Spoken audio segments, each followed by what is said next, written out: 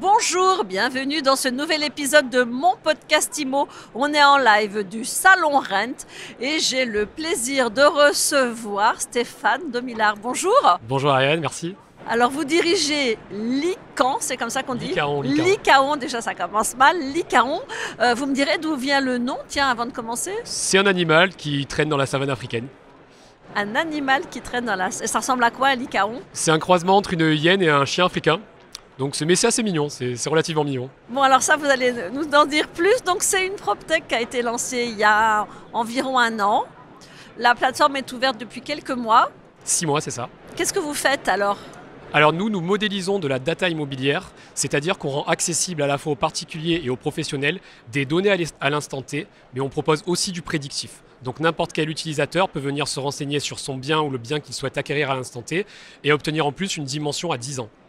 Donc vous êtes capable de dire dans 10 ans, ça va valoir tant ? Non, c'est pas le prix. Par contre, on est capable de le situer sur le marché.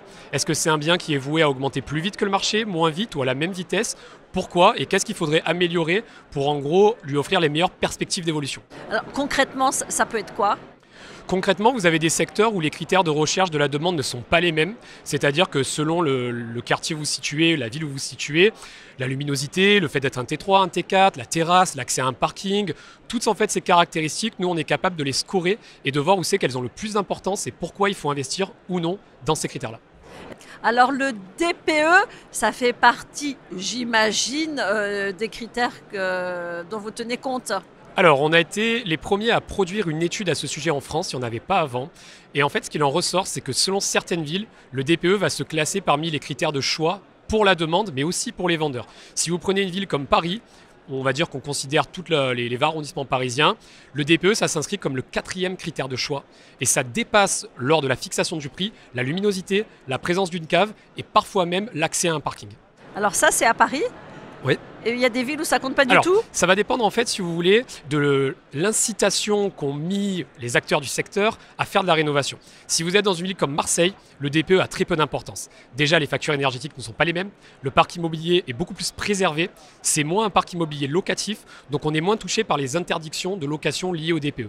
Donc dans une ville comme Marseille, toute chose égale par ailleurs, 2 biens équivalents, vous avez une passoire thermique, vous perdez environ 4% de la valeur. À Paris, ça peut monter jusqu'à 12% selon les quartiers.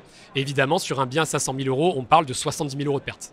C'est quoi le modèle économique de Lycaon, Stéphane Domillard ? Alors Lycaon travaille principalement avec des agences immobilières, mais aussi avec des acteurs clés du secteur, la FNAIM, des médias, à qui on va livrer des études très précises de marché qu'ils ne peuvent pas obtenir ailleurs.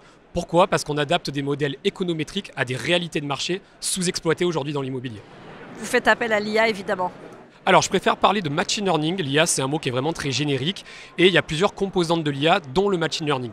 Et nous, on va dire que pour l'immobilier, le machine learning, ça permet d'entraîner une machine qui va commencer à comprendre comment on duplique des datas et comment surtout on les adapte à chaque secteur, mais il y a toujours la main de l'être humain derrière.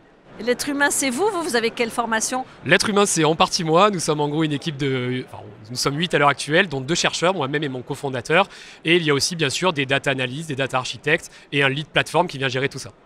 Merci beaucoup. Merci à vous. Stéphane Domillard, donc patron de Lycaon C'est bien IMO. ça. Et si on veut en savoir plus sur le Lycaon, on va sur Wikipédia. Vous allez sur Google, vous tapez Lycaon. Il commence à bien ressortir grâce à nous sur Google, donc c'est l'opportunité aussi de taper ce mot. Merci à vous. Merci. Et à très vite pour un nouvel épisode de mon podcast IMO à retrouver tous les jours sur MySuite IMO et sur toutes les plateformes.